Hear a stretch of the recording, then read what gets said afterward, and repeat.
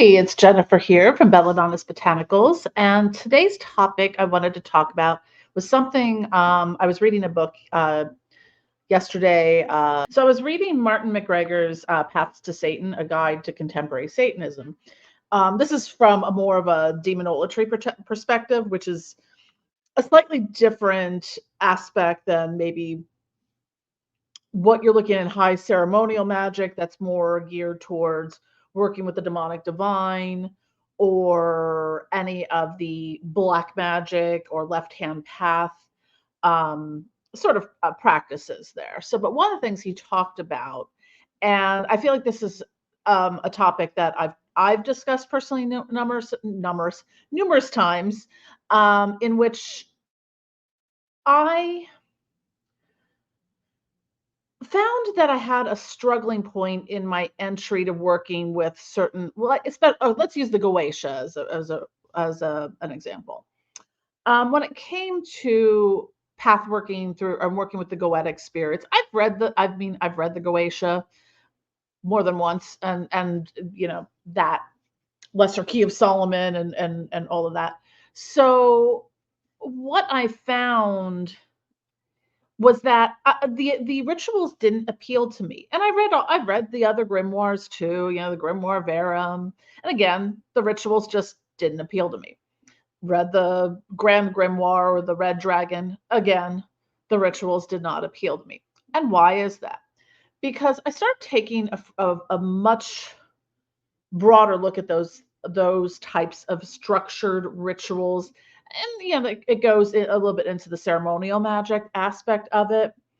And for the life of me, I can't understand why anyone, especially on the left hand path, if someone wants to explain the rationale, maybe this is just something that I don't get in my neurodivergent little spectrum here, is why the F are you evoking demons and threatening them using archangels and stuff from Christianity? Why? If you truly want to work with the demonic divine, you do not need to threaten them. You do not need to bind them to things. And it's just the way he posited it was under the rubric of spirit abuse, not spiritual abuse. That's different. Spirit abuse. And I gave this example some because this is a question that comes up that I get so much from clients and customers, comments on my channel is, well, asking about these rituals and working with the Goetia, and I'm like, okay, so the rituals in which you are threatening, you're forcefully summoning the demonic divine into your magical workings. So you're forcefully summoning them, and you may or may not have a working relationship with them. It's not how I would approach working with a spirit for the first time. So you're forcefully summoning them. In some cases, people are binding the demonic divine to them, to objects, spirit vessels, things like that, and making them, evoking them, doing the work, threatening them with the fury of the archangels, with blasting rods, with all this stuff. I'm like, why are you working with them at that point? Like, really? Um, there's something to me that just does not make sense about that approach. I would highly not appreciate if I was getting out of my car, my neighbor grabbed me, dragged me into their house, and was like, okay, well, we own you now, and now you have to like cook and clean for us. That's kind of abusive, criminal, and otherwise just ill. Why would we treat gods, goddesses, deities, demons, any spirits? Why would we treat something above us like they are forced into forced servitude to us? That does not speak to me of how we should be working with any spirit. And I just do not understand that beyond being able to say, you know why people do this? Human ego. That is pure, simple, and driven 100% truth. If you think you can control them through force, through threats, through these high magic traditional things, I don't I mean, you might get results from your magic and whatnot, but like that's just a shitty practice for working with entities that are far greater than us puny little humans. And you're talking about divine intelligences, and you're like, you think you're gonna make Lilith your bish? Um, yeah. Um, the practice in which how I've worked, in the past, say 4 years, is I always do things extemporaneously. I don't really follow a whole lot in terms of, here's a book I got. It's got a ritual, and this is exactly how I'm going to do the ritual. Sometimes, yes, I will, if it appeals to me as such, and that I can modify it. Um, and that is what I found that I really like about working within the rubric of demonolatry, which is a different praxis than, say, working through ceremonial magic that is geared more towards the left hand path per se. So what I found, once and when I do follow things, it's I find something that speaks to me. And I've really enjoyed working with S. Conley's books, on especially stuff for her Goetia path working, which is what I'm using kind of as the rubric. There's still so much freedom to do what you need to do and modify as needed in this. She's teaching you to develop your personal practice in a way that makes sense to you, that works for you. I can't, I mean, I talk about, like, I have a lot of chronic pain. My hands get terrible inflammation. I have a broadsword. Do you think I can lift that broadsword to go, do some fancy pants evocation thing? No, I can't.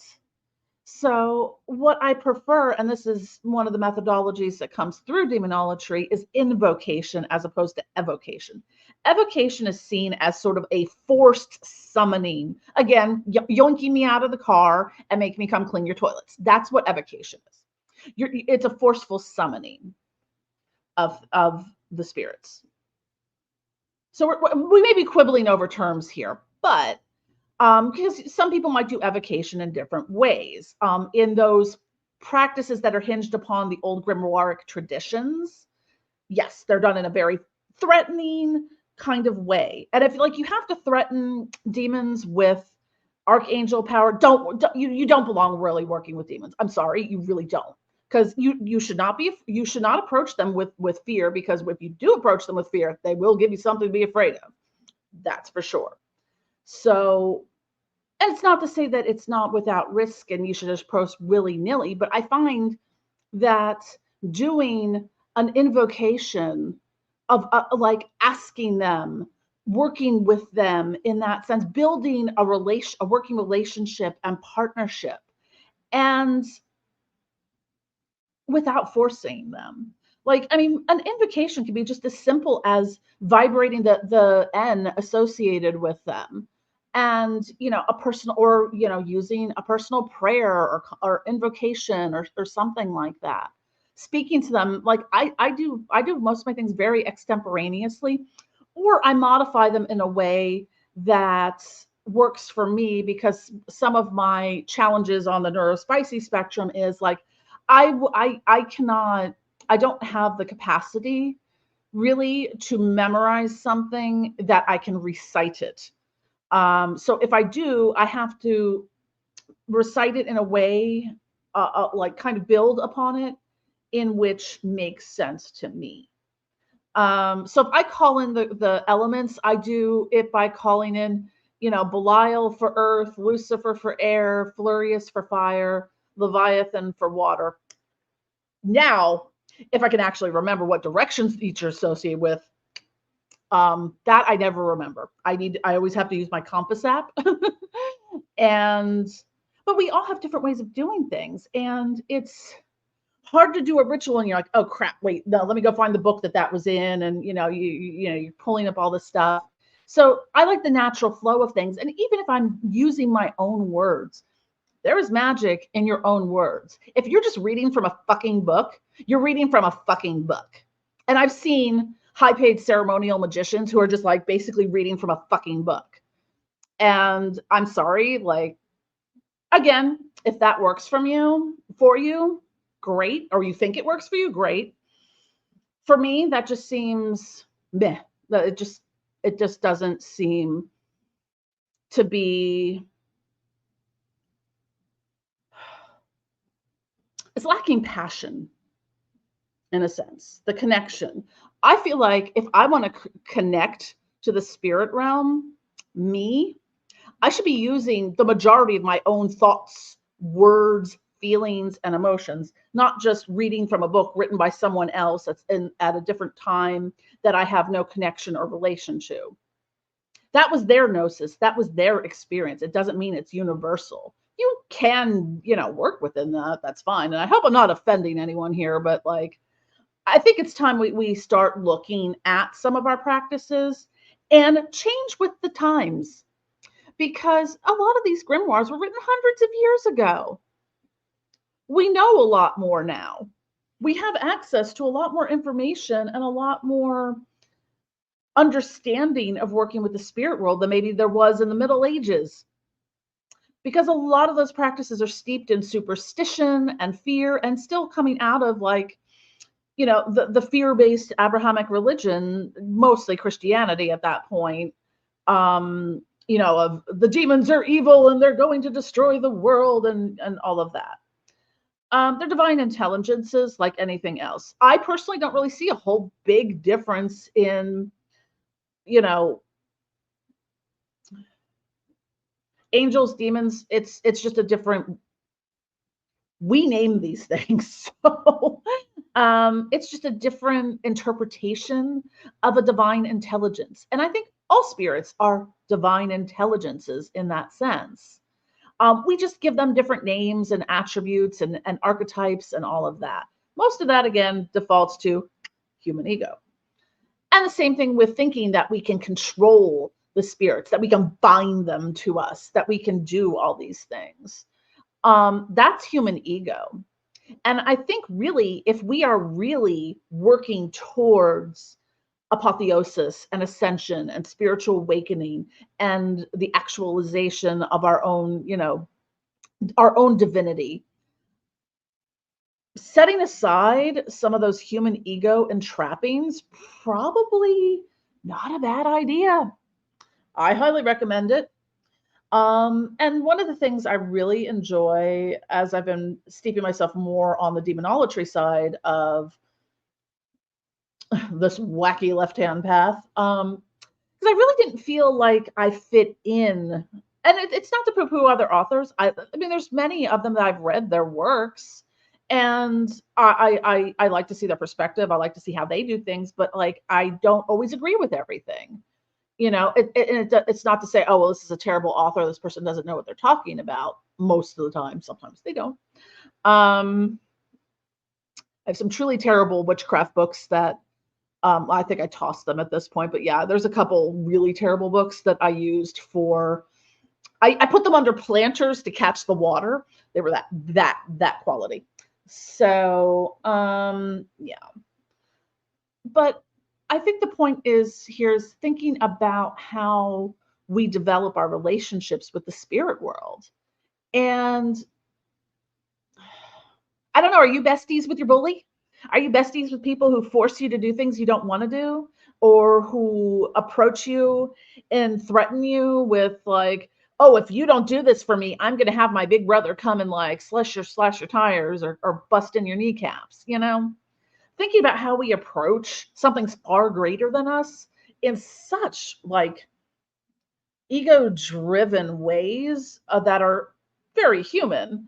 And I think sometimes that's probably why that like working with demons gets a bad rap, or people have bad experiences, because they're doing dumbass shit like this because it's in a book somewhere. And no one, most people just kind of follow the tradition, follow the thing, don't question it, just keep doing the thing because that's the way it's always been done. You really need to use your discernment in your practice. And I'm sure these methods work for some people or whatnot. I don't know. Um, but I think the point that I'm trying to make here in this is that we really need to think about how we treat the spirits we work with, because why would they want to work with us if we're just going to be rude assholes to be honest? Like really, why?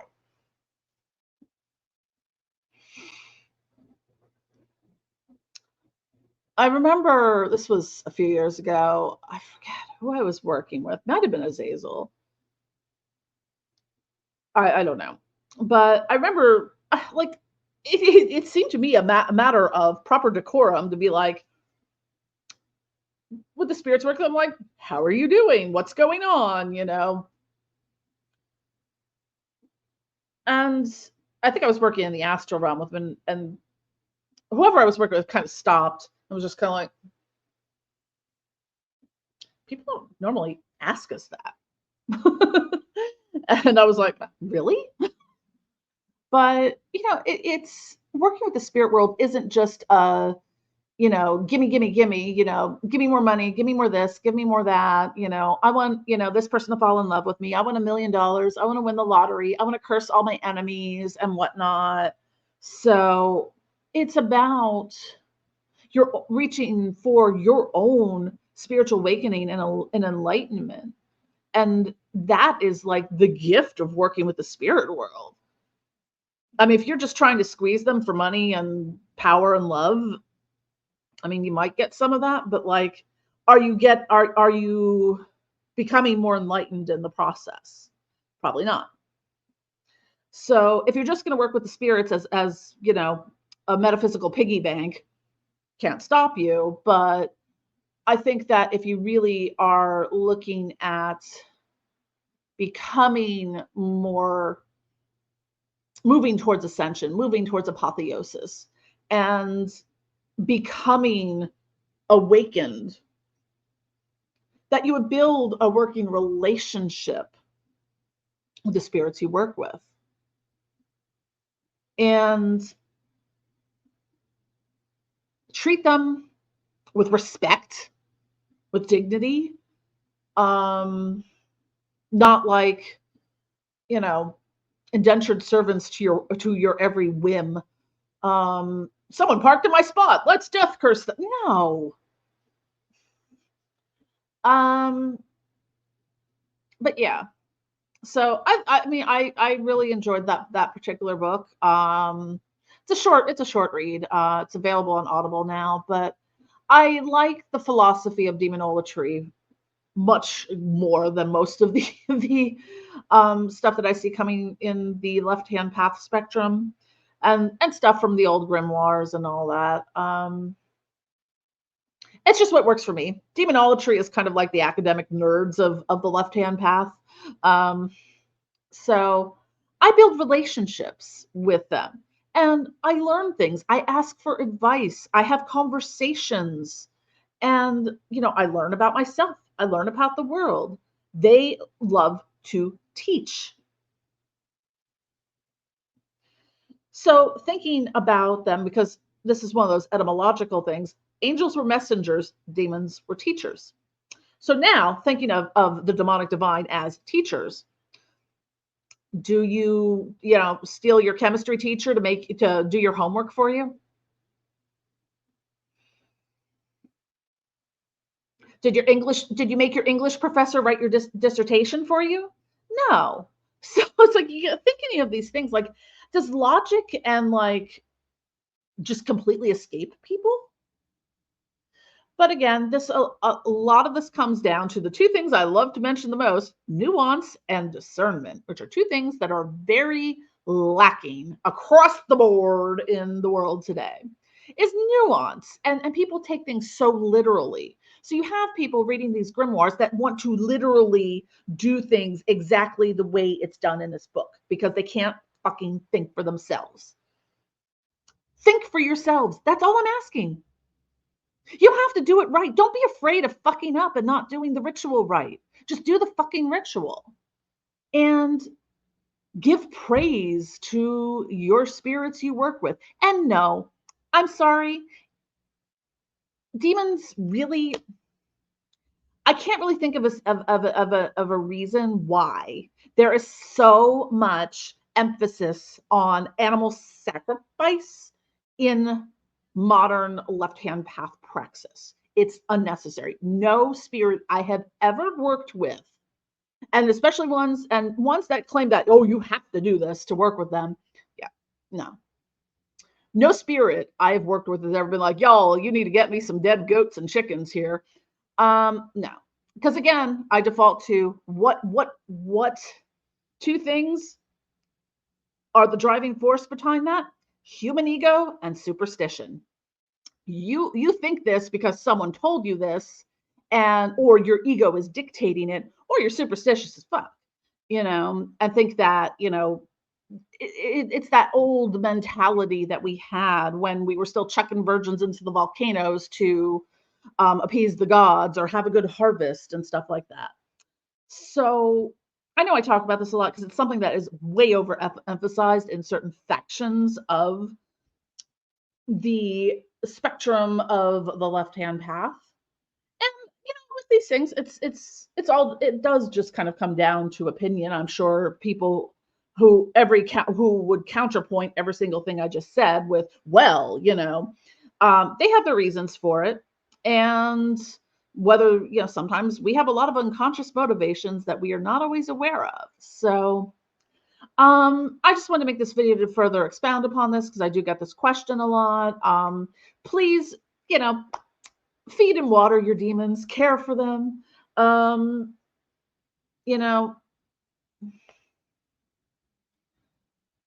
they are divine intelligences. You are not above them. Maybe barely even the most ascended person might be on, like, almost getting to the point of being equal, but they're not by a lot. So check yourself. Check your human ego. And do what works for you. And I think I say that in every video because every week I am constantly bombarded with questions and comments about how to do things exactly like, by the book, or this tradition does it this way. This is the only correct way to do this, or this is the tradition and it has to be done this way, or I can't modify this. Yes, the fuck you can. You can modify anything. And magic can be as simple and complex as you want it to be, as far as rituals and spells go. I can cast a spell with absolutely nothing, just working within the astral temple, within, the astral realm within my mind. I can direct channel with spirits. So I don't need to do a 10-day long evocation and, run an abattoir of sacrifice to work with Belial. Belial was very approachable. Now, I mean, that isn't always the case for everyone, but, it's treat them with respect. And, I default to this sometimes. I'm like, treat people and in your spirits the way you would want to be treated. I don't want anyone yoinking me out of my car and binding me to their house and making me do their dirty work for them. Ew. Why would you do that to a spirit far greater than you? They do like to help. They do like to teach. And boy, howdy, do they like to teach you a lesson of you being a dumbass. I've had that happen myself many times. It's a learning process, and I think that we just need to look at things like grimoires, whether they are contemporary or hundreds of years old. Look at them as source material, as a reference, as a history guide to understanding how we worked with these, the demonic divine or any spirits. But it's just that. It's 2024 at the time I'm recording this. So, we have different rules, laws, regulations. Things vary from state to state, country to country around the world. So things need to be modified based on our contemporary state of existence. If you are allergic to something, don't fucking use it in a spell. The spirit world's not going to want to watch you suffer having a terrible allergy attack because you're like, well, in this book, I have to use these 10 things, 3 of which I'm very allergic to. So got to do that and hope for the best. I mean, that just sounds dumb. Like, I'm sorry, that just sounds really stupid. So people have different disabilities and things like that. I have issues with chronic pain and mobility and joint issues and my neurospicy brain. I have to modify things to work for me. And the inability of people to see that all of those experiences are valid. And I'm not saying in any of my criticism here that they're not valid. I'm just saying there's probably a better way to do this shit. I mean, even if you've had good results with it, with the forced kind of evocation methods that are in the grimoires, like maybe it's time to rethink it.